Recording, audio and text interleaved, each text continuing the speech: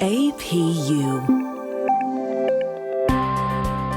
American Public University is proud to present The Everyday Scholar. Hello, my name is Dr. Bjorn Mercer, and today we're talking to Jennifer Fisch-Ferguson, Assistant Faculty of English in the School of Arts and Humanities. And our conversation today is about intersectionality. And welcome, Jennifer. Hi, Bjorn. Thanks for having me. Yeah, definitely. This is a very interesting topic. It's very now, and I don't mean to disregard that or anything like that, but it's something that I think people need to understand and to get behind, which can help a lot of people understand current issues, just their fellow neighbor, just so many different things. And so I'm going to go and jump into the first question is, can you explain what is meant by the intersection of culture and identity? So I think what's going to help people most is actually understanding what culture is and how it affects identity. So in the very simplest of terms, culture is a word for the way of life that groups people, meaning the way they do things. So excellence of taste in the fine arts and humanities is known as high culture. And having an integrated pattern of human knowledge, belief and behavior, outlooks and attitudes starts to inform a society. So as we start to look at the ideas of the intersection of culture and identity, you also have to understand what an intersection is. And a lot of people have never really heard of it or don't understand it. Kimberly Crenshaw, who is a law professor and a social theorist, actually first coined the term in 1989 in her paper, Demarginalizing the Intersection of Race and Sex. And what she said about intersectionality is intersectionality allows us to understand the ways that multiple forms of disadvantage can cause obstacles that might not be understood. And so that sounds like a lot of huge and heavy topics, and it kind of is. But what it starts to look at is the different identities that you possess. So since you're talking to me, I get to use myself as a great example. So I'm an assistant professor. I'm also a mother. I'm a daughter. I'm an aunt. So I have all these different forms of identity that inform people who they think I am in that moment. And how that starts to inform your culture is how you feel accepted in different activities that you do. So one of my biggest examples of this, and I had to laugh about it a little bit, I was at a writers' conference. And when you get at writers' conference, and especially if it's a romance writers' conference, which I love, it's a great group of people there, they tend to have a little bit of a pushback if you teach writing or if you teach English. And I understand that some people get nervous. They think they're going to be judged because it's what I do for a living. So I smiled and went and introduced myself, and they asked what I did for a living. And I was like, I teach Zumba, which is also true. I wasn't lying. I am a Zumba instructor, but I figured it would be a little more welcoming and we would have better conversations. And we did until lunchtime. And then they were offering cheesecake for dessert, and it does weird things to me. So I asked for a fruit plate, and all of a sudden everybody looked at me. They're like, oh, so the athletic one doesn't eat cheesecake. So by trying to fit in, I actually ostracized myself in a way that I never saw coming, and I thought it was funny. But it's that kind of intersections. However, what we find is that misunderstanding of how people have different identities through different cultures makes it hard for people to exist in spaces comfortably. For example, when I teach in a class, what I have found over my years of teaching is I always have Black females come to me, not as a professor at all. They come to me for life advice, relationship advice, scholarly advice sometimes, but they see me, they see representation, and they figure I'm a safe space to talk to, which is awesome, and that's great. However, where it becomes a disadvantage is when you are teaching and you're writing and trying to publish and you're trying to do things to help advance your career, having this extra pot of students come to you to give them advice and offer them solace and shelter is not something necessarily that the dean sees. So it's not something that I can necessarily write up an annual review that, oh, I have all these students that come and talk to me that I, mentor. And so in some regards, my annual review may look a little lackluster, like I'm not doing as much, because that is not something that the deans see that comes onto my plate, if that makes sense. No, and that totally makes sense. And one of the things you said early on was a certain component of a person that's not understood by others, I believe. Was that correct? Correct. And I think that is one of the things about intersectionality that really had hit home with me is we all live in the bodies we have. And we're born that way. We have nothing to do with it. But at the same time, we all were born into a household and to a locality and to a culture which then responds to those bodies. And we have nothing to do again with the bodies, but the culture around us is the culmination of everything that everybody else has done throughout their history and the past. And so, the far past might seem like a distant memory, but it's still living today. And so I'm always amazed how people are completely unable to understand the experiences, the lived experiences of others. And to me, that's one of the things about intersectionality that is so important is just don't judge, just listen, and to see what people have lived, because whatever you've lived actually might not be universal. And sometimes people don't realize that their lived experiences is unique to them, unique to sometimes their culture, is sometimes privileged, sometimes tragic. I mean, all these different things that are wrapped up in culture and then also wrapped up in intersectionality. Absolutely. Some of the best experiences I've had where I forget, because my favorite saying is, you think as you do. So automatically you're situated with how you think because you kind of assume that everybody should think like you because that's how you think. But I come from an adoptive family. So I have a sister who is from South Korea. I have two other sisters that were born in different places around the US. Me and one sister are both biracial. My other sister has physical disabilities. So we came from kind of a very melting pot family.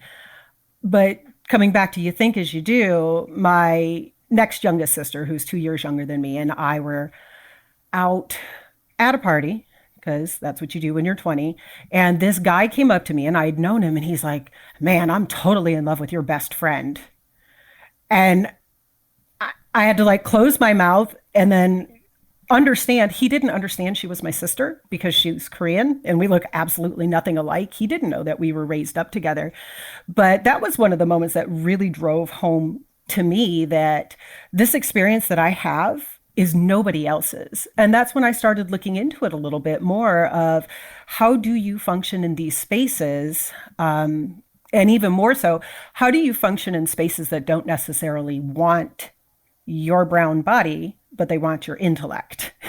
That was the start of my learning about looking into intersectionality and why it's so important for people to understand. Sometimes the best thing you can do is close your mouth and listen before offering anything else up. Oh, completely. And I think in the current political environment, and just talking, we're recording here in December of 2020, so the election occurred, and nobody's listening to each other. And honestly, politically, nobody's listened to each other for a full generation. And it's particularly heartbreaking. And even if you go back to political history, people oftentimes don't listen to each other anyways. But luckily, in the U.S., things typically get done. And when I say typically get done, the roads work. The water is mostly clean. Here in Michigan, the water is mostly clean. Close enough to Flint to know that's not always true. Yeah, that's why I always have a qualitative mostly. And that's one of the good things of the U.S. Things mostly get done. Like the political corruption is hidden, luckily. And the average person doesn't have to suffer too much. But, always the caveat, there are many, many people who then do suffer. And so this leads me to the second question is, what are some of the ethics that arise from identity? And of course, ethics is always a very tricky term because the cultural norms, ethical norms change depending on the generation, and they vary depending on who you are, where you are, and what color you are. Right. And a lot of times it not only comes down to color, but it comes down to the frameworks of times and places and the labels that are associated with them. So identity is so fluid is the best term I have for it, because nobody sees you the same way. So I have many identities. Again, it comes back to, is my identity being professor? Is my identity being mother? Is my identity being instructor? And I would hope that I carry the same set of values, ethics, and morals through each of those positions, through various methods of practice. But it also depends on place, because I can't always have a relaxed attitude if I am in teaching in a physical building that I can if I'm teaching online. And that's just the understanding of safety that's around, of safety of students that I am there responsible for. But understanding even rhetorical identities makes the interesting idea of your identity being set into a place a little stronger. And so I think one of the ideas that I carry with identity is something that I've said to my kids often, and my children are biracial as well. They're very, very light-skinned, and their identity is as white young men until I walk in the room and they call me mom. And all of a sudden, their identity morphs. It absolutely 100% morphs. And I've seen it, and thankfully most adults are really good about covering shock up, but parent-teacher conferences where you're there, it changes. And intrinsically, what ends up happening, especially with parent-teacher conferences, they end up learning that I'm an educator. So all of a sudden, it doesn't matter what their cultural identity is anymore. What they understand is, oh, your mom's an educator. You can't actually get away with anything. She's going to be on top of it. But it's that notion of identity that I think comes back to our first question with intersectionality. It's why people don't listen. People have a very firmly rooted sense of their identity, of their culture, of their ancestry, and of their place. And some people are not willing to give up that very rooted notion of, this is who my lineage is, this is how I've been informed to be, and I'm not going to give that up. And a part of that is, it's comfortable. You get real comfortable being in this spot and knowing who you are. And the real challenge of allowing yourself to grow and experience doesn't always come without a lot of hard work and change. And one of the bigger things as well, and 2020 is terrible for this, and I'm very disappointed, it has zapped travel down to nothing. And a lot of times I found the people that are most resistant to change have never, ever traveled. And not just like, oh, they've never gone to Europe, but like going to another state hasn't really been in the purview. So identity is these ideas that you carry within yourself of knowing who you are. And honestly, as an adopted person, that sense of identity has always been very different for me because I've understood that I am adopted. I chose not to pursue who my birth parents were, and then had my sense of identity rocked one more time where I was in downtown Detroit, and they had casinos built a while ago as to revitalize the city. And I was there with my husband for our anniversary, and an older lady walked up to me, stopped me dead in the face, and looked at me. She's like, "I know you're not my granddaughter." She's like, "But you're definitely my family." And so then I'm freaking out. I'm like, what? So my sense of identity then again pushed me back into, right, but you're an adopted child. So yeah, you actually do have a biological family out there somewhere running around. But it's those unsettling moments that I think actually allow us to grow a little bit and explore this identity of, I'm not this one person who does this one thing.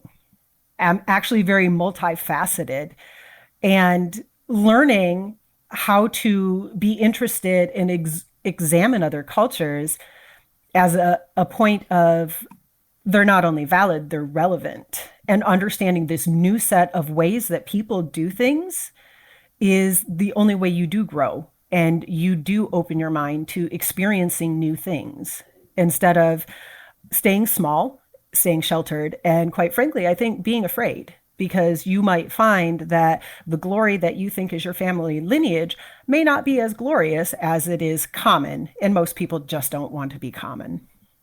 No, it's true. And one of the things that you said just really hit home with me is some people don't want to leave wherever they are, and because it's comfortable. And honestly, for humans to be consistent and probably grow, they need comfort. Honestly, they need to have a job that's consistent. They need to have a relationship that's consistent. They need to have safety that's consistent.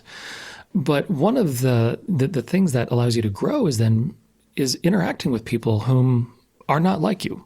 And that can mean a lot of different things. It could literally just mean that, for one thing, you're a Democrat and you're interacting with a Republican and, you're the same skin, whatever, just different ideas. That's great.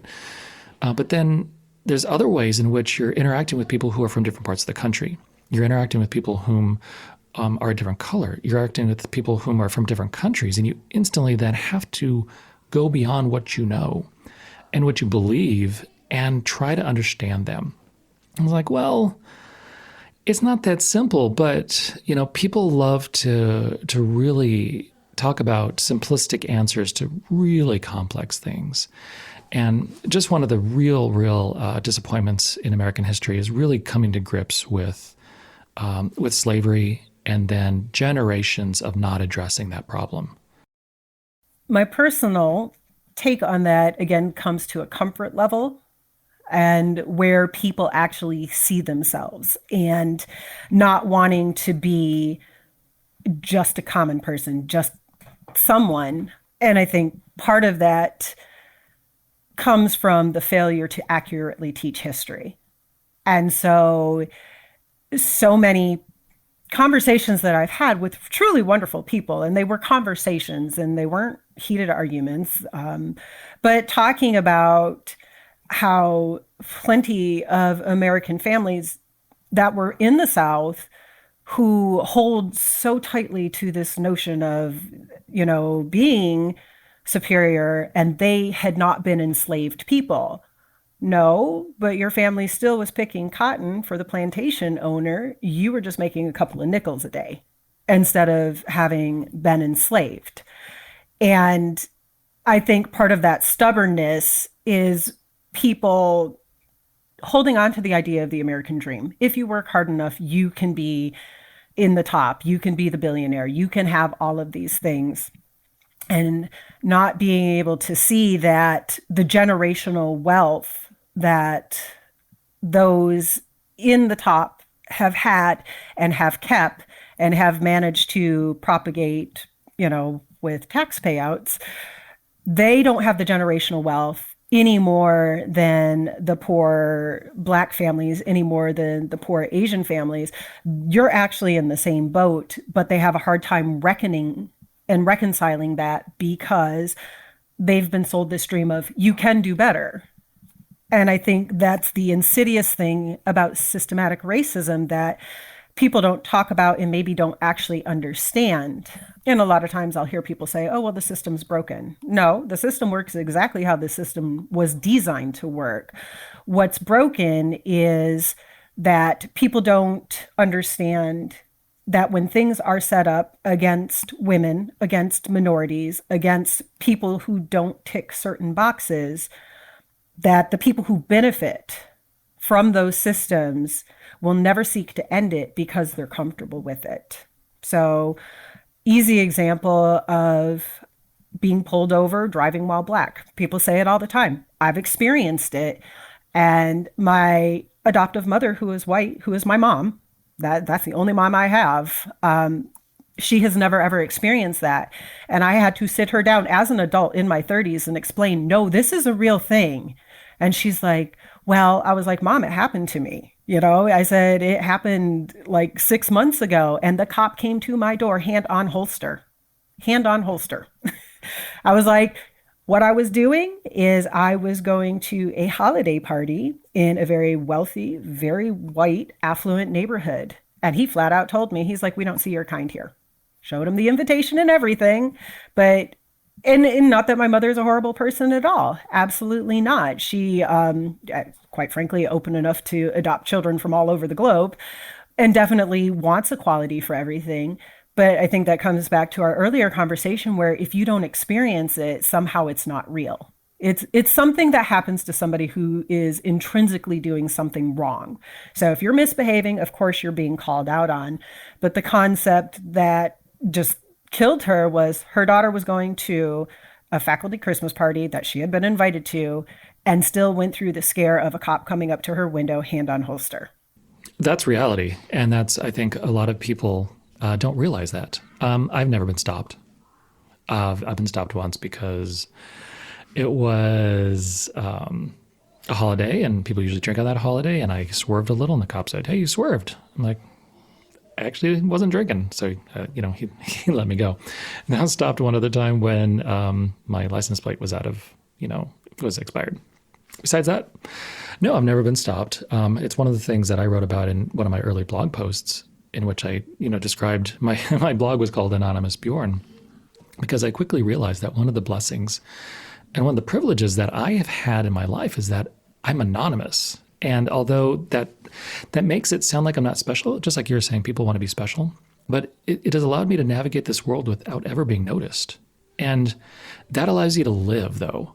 And unfortunately, say if I was a black male, like you had said, just driving, you're stopped while black. Or if you're going into, a business, people could be suspicious. And why? Literally just because of the skin. And it really makes me think of a great story that I heard Eddie Glaude Jr. say. Eddie Glaude Jr., the very, very famous Princeton professor, about his son being at a park just doing a project, and some cops came by and said, "What are you doing here?" And he said, "I'm just doing a research project." I think he was at Brown or something. And here, this highly regarded professor who has written such amazing books got a call, and he was just rocked that my son could have been shot because, as the son said, the cops came, "What are you doing?" The second cop behind him had his hand on his holster. And of course, my question is, I could easily, as say a white male, be like, that doesn't happen. That's never happened to me. I don't know any of my friends who's that happened to. But then that discounts what actually happens with people. And so, going back to understanding what other people's lives are, it's just listening to what they have gone through and realizing that, yes, this does happen.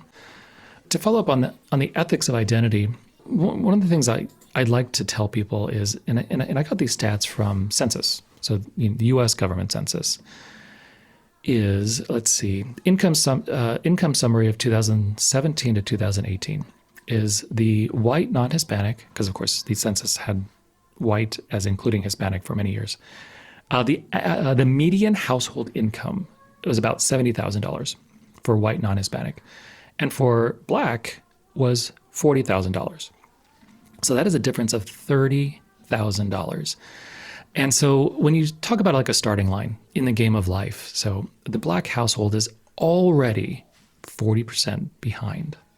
And that's on average. That's taking the culmination of everybody out there. And then this is where people are, and then Hispanic was 51, Asian is 83. The Asian population as a demographic is the most successful. And then in people in poverty, I think this is very fascinating. 2018, of course, everybody can go to census.gov to look at these. The white people in poverty is 8.1%, and the black is 20%. So if the black population is about 2.3 times more often in poverty, that will have real world consequences. And I think part of the problem that people don't see necessarily, because again, they're not there, is when you have communities, and I'm going to use Buffalo, New York as an example. And I was just watching a small documentary on it where they had all the factories, they had a bunch of workers, then it got polluted, things kind of went out, and they've rebuilt it fairly successfully. It's a beautiful place to be. However, when you talk about Black families living in poverty, here's part of the reason why. 90% of their police force, so the taxes that the community payers that go to paying for the police force, do not live in the community, which means they take all of the taxpayers' money, which helps schools, which helps hospitals, everything else, and they take it outside into a different community and invest it in their very predominantly white communities, which then give, the tax money to their students' schools. So you're literally displacing the income that should support the schools and moving it out. And that's for retirement and pension and everything. And that's just one example of, you can come work in this place and you have the advantage of having a full-time job, you have a salary, you have healthcare, but you take all that benefit and you leave it in a different area that is a little more comfortable for you, instead of the city saying, well, if you're going to be a cop here, you have to live here. And that really makes me think of Ferguson. When that occurred, and was it Michael Brown? I apologize, I can't remember off the top of my head. When Michael Brown was killed, and then the riots, protests, and then I guess you'd call them riots, occurred in Ferguson. A deeper dive of the Ferguson Police Department really showed that it was predominantly white, which was policing a predominantly Black community. And it's one of those things where that came about, and it's like, well, did you think it was going to be a perfect idyllic situation where all these white cops who don't live in Ferguson, as you were saying, come into an area like Ferguson and are policing? And one of the simple police reforms that's been floated around for a long time, has gotten a little more traction in 2020, is just like you said, have the people who live in their community police their community. Simple. And one of my things when it comes to police reform, and I've had a few, former cops on the podcast where there's a lot of pushback from police unions about everything. And so that's one of the obstacles. Well, they could start also by making it a 4-year degree. The amount of education is truly not there when you, and that's not even a personal opinion, that is looking at the training parameters globally. The most minimum education, I believe, is in Germany, and that's 2 years.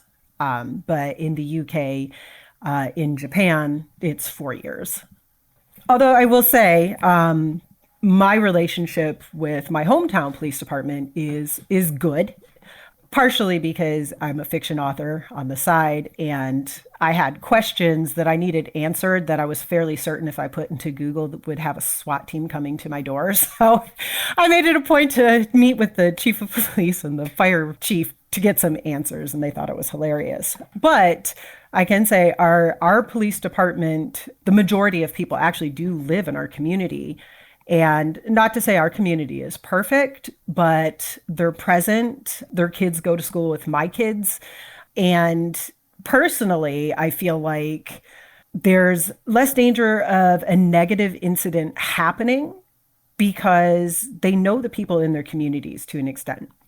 Not to say that there's not going to be incidents happening. That's ridiculous. Humans are humans and emotions are emotions. But from my purview, knowing who the chief of police is, seeing him out at football events or school events actually makes me feel better that I am now dealing with a person who sees me a little bit more as a person, not just, here's some Black woman that lives in the community. Right. No, completely. And, police reform, and again, like any topics, and especially this topic, it's so complex. And the number one thing that has to happen is there has to be political action with this.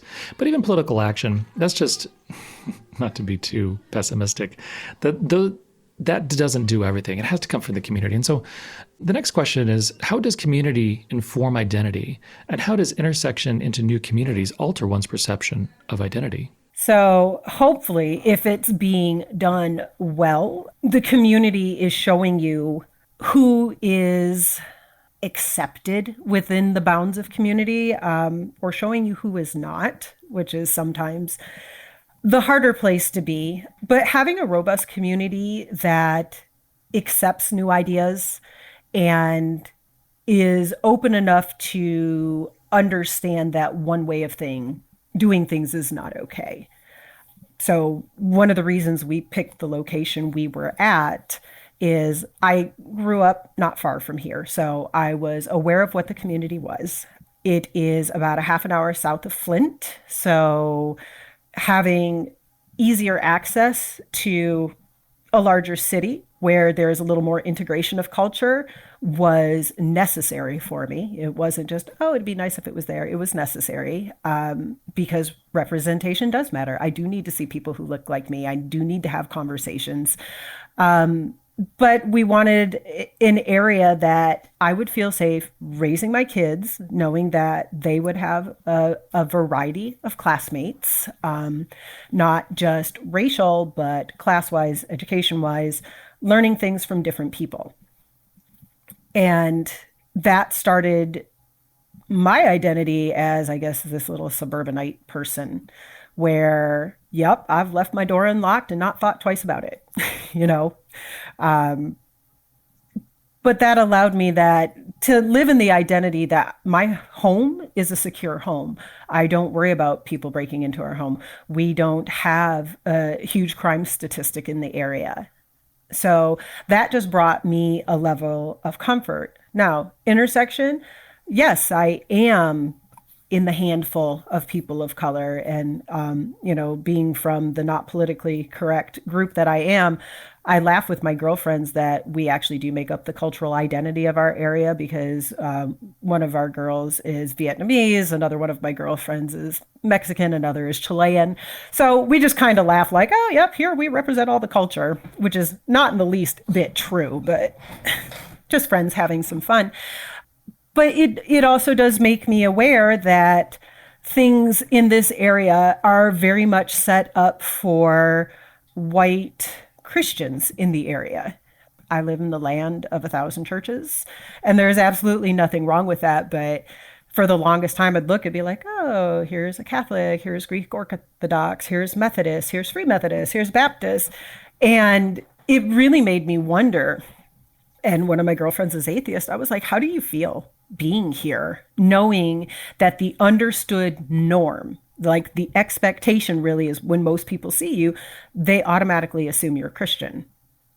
And she kind of stared and she's like, we just don't really talk about it. And because I'm who I was like, well, don't you feel oppressed by that? Isn't that like weird that you can't just honestly say, that's just not my thing? And she's like, it really doesn't bother me. Everybody just assumes I am. So I leave them in their assumption and I walk away. I take it knowing the truth. No, and those are all excellent observations. Today we're speaking with Dr. Jennifer Fisch-Ferguson, and we'll be right back after a short break. American Public University now offers doctoral degrees in global security and strategic intelligence. You'll be taught by highly experienced professionals and develop the critical thinking, analysis, and research skills needed to manage threats in today's complex global environment. Get valuable expertise from top practitioners in global security and strategic intelligence. Apply now at study@apu.com. And we are back with Dr. Jennifer Fisch-Ferguson. And, I think for people of that community whom say, are white or adhere to some form of Christianity or whatnot, they oftentimes won't even think that they are the majority or that these are the norms that are projected out because it is just part of them. And it's part of the community that they interact with all the time. And that's why intersectionality is so important, is just for people to understand that whatever is normal to you is not normal to other people. And I like that you brought up the religion thing because, luckily we live in a time in a country where you don't have to adhere to the dominant form of religion. Now, whatever religion you are, go for it. I don't care. But history, of course, is littered with countries where you had to conform to the dominant religion or else it could be a death sentence. I mean, literally. And so it allows you to navigate a world in a potentially different way. And as you were talking about living in your area. And so I had an interesting, experience of growing up the minority in a city in the US, but still being white, I didn't have the experience of being a minority in the US. I only had that experience in El Paso, which, is a wonderful and vibrant city. And honestly, people get along. It's a really great place, although people will oftentimes make fun of El Paso. And it's just one of those things that, everybody should have that experience of living in a place where you are not the majority, or you should live in a place where even like your faith is not the majority. And it really forces you to look at things differently, to see how you interact, to see how you behave. So when you go back to where you are, you'll hopefully understand not only yourself, but other people. And again, be more open, be less judgmental. And I think, like we've talked about, people just they're comfortable with whatever they have. And it's very difficult to just go beyond that. I think there's a lot of fear. I keep coming back to people do not want to feel less than. And it's really hard to, I think, take that leap of faith, as you will, and go and see something different. Because you might not like it, or you might decide, oh my gosh, they're doing so much better than I am. And then it feels like personally affronting. But, race or religion aside, especially since this podcast is audio and people don't get to see me. I've self-identified as a Black woman. I cannot tell you how many times, because of my name and because of my speech, I do not resonate with people as Black until they see me. They're like, well, of course, one of the most offensive things somebody can ever say is, well, you don't sound Black. Okay. Okay, well, I don't sound Black to you, but, looking in the mirror, I sound like me. And maybe it's not always feeling less than. It could be that actually people are really afraid to go out and try something and accidentally offend somebody. I suppose if I'm very optimistic, that's how I'm looking at it, is they're just afraid to be culturally inept. They have to understand that systematic racism isn't the wealthy areas that tend to be more white don't allow outlier area schools to come into them. That's not necessarily systematic racism. Systematic racism is having the minorities offered less money when they start a career. Having somebody, come to look at, let's say, lacrosse players, which get really great scholarships, but lacrosse is a highly specialized sport that usually shows up in private schools only. So, kind of looking at how money is put out there. One of the differences that COVID has taught, and because I'm a college professor and have college professor friends, oh yeah, I am extremely, extremely privileged, because when my child needed a tutor for algebra, I didn't have to wonder if I had enough money to buy a tutor, how could I do this tutoring? I swapped services with a colleague and said, tutor my kid in algebra, I'll tutor yours in writing. And that's a privilege. And I understand that 150%. But I also took that knowledge and tagged my friend and said, here are these schools in Flint that I know these seniors are going to need some help. And so that allowed me to think, okay, at least I can now give back and do some virtually tutoring systems with these communities that do not have access. And I think that's kind of where the conversation needs to start happening, is you may not understand all the ways that systemic racism shows up, but there is a way to change. There is a way to make the playing field a little more even than to just kind of say, well, I can't do anything about it because they're like 90 million, miles away from me and I can't do anything. I think people can make the change by asking some of the harder questions, by examining, do I have these practices that are uninformed? And I'm not saying go rush out and try to make multicultural friendships and force them into your life. But you can do things like take a class, or goodness knows, YouTube's out there everywhere. Look at a different culture, look at a different religion, look at something that kind of shakes you to the core a little bit, And it doesn't mean you lose your identity. It doesn't mean you lose your ethics. It doesn't mean you lose your culture. But what it does mean is you lose some of the biases that you might have firmly put into place about how other people do things. I think so often people, and individuals too, but especially the media, they like to distill things down to very simple answers. The reality is that nothing is simple, and there's very few simple answers. And even if the answer was like, oh, let's just give everybody a bunch of money, that's not going to fix everything. And so with our last question is, how do culture and community intersect? And we've talked about this a little more. Is there anything you'd want to add to that? I think the big thing is, again, it comes back to having these intersections of it's not just one blanket statement. So I go to our city council meetings, which I don't know if they're happy to see me or not, or if they just kind of sigh because I bring things up. But one of the things that they were revamping our downtown because they like to proudly say, well, we're a bedroom community. And at one point I was like, well, why is that a good thing?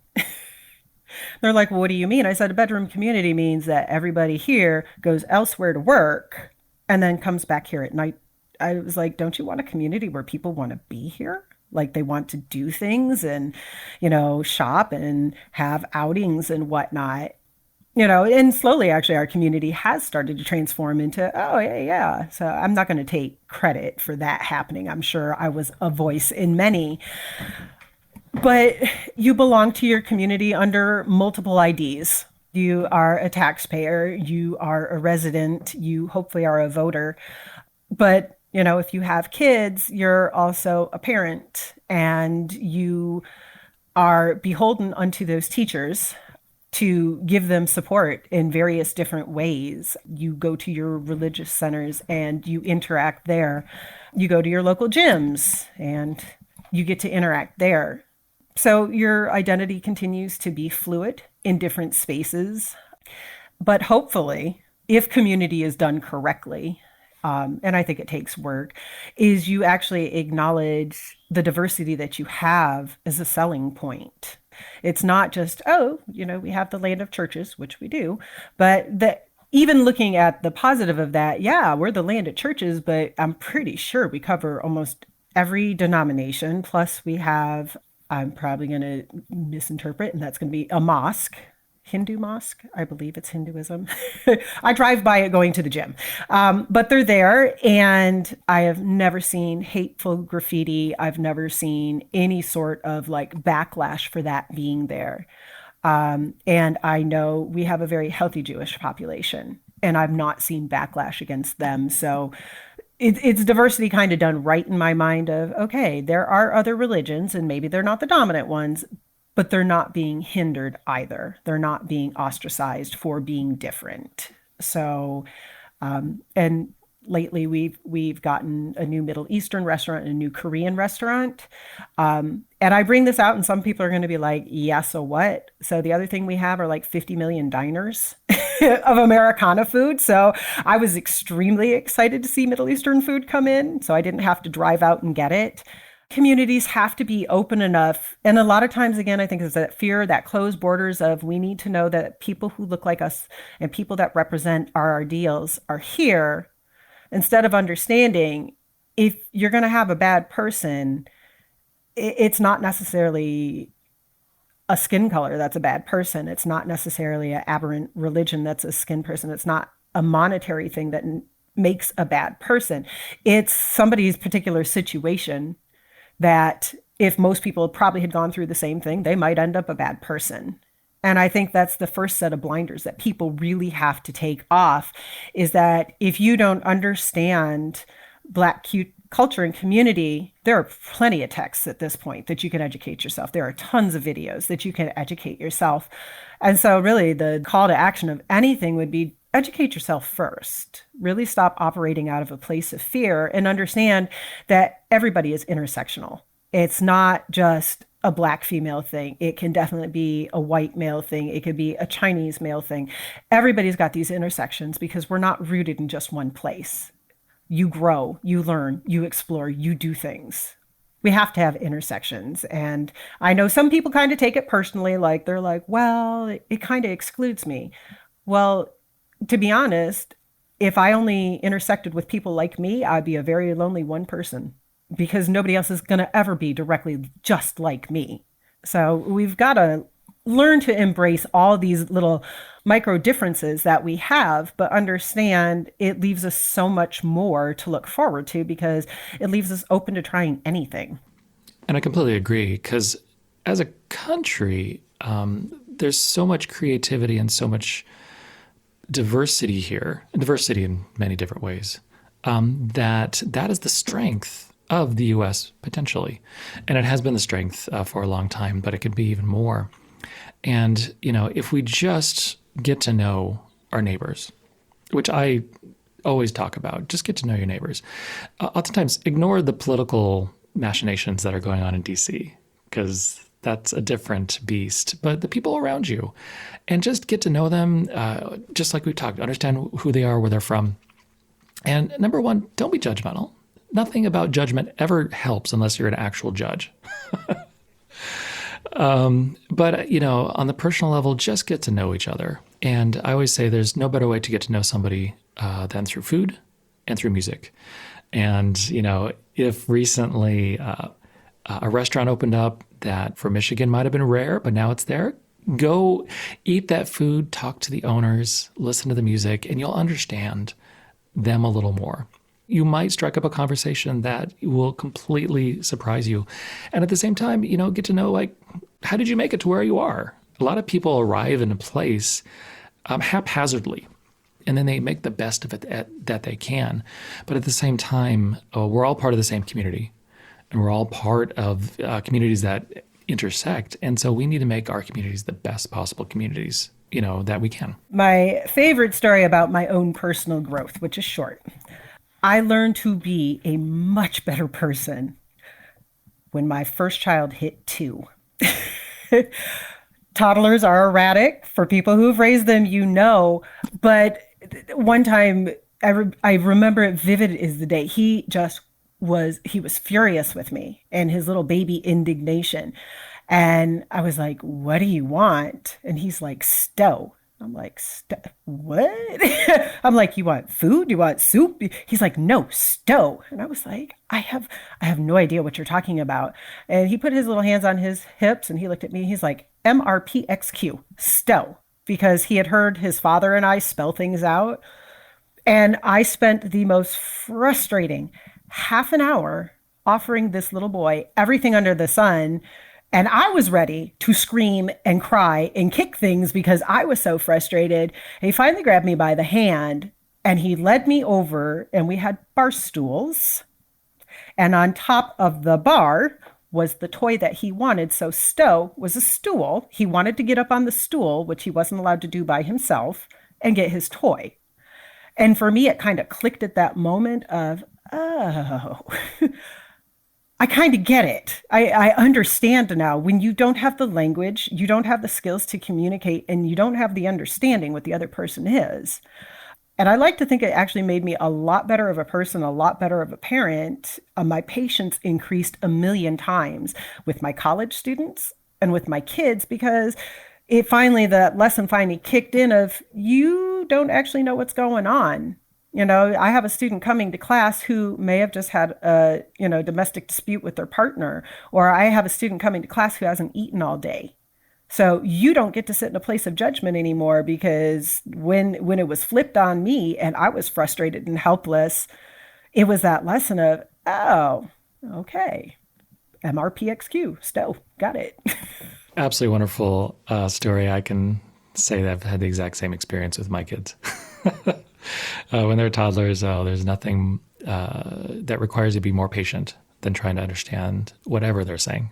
Well, definitely thank you for being here today. So today we were talking to Dr. Jennifer Fisch-Ferguson, Assistant Faculty of English in the School of Arts and Humanity. Our conversation was about intersectionality. And any final words, Jennifer? Thank you for having me. I loved the ability to come and wax poetically about my thoughts. Excellent. Thank you. And of course, thank you for being here. My name is Dr. Bjorn Mercer. For more information about our university, visit us at studyatapu.com. APU, American Public University.